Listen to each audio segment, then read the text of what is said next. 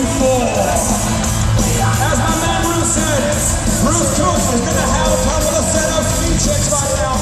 He's checking on the ramp, on the distance. He's getting the feeling.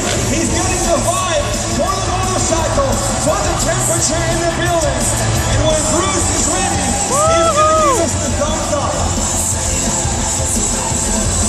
Now think about this, folks. Every time he turns around, the rest of us stab a foot. We put a foot down. We check our position.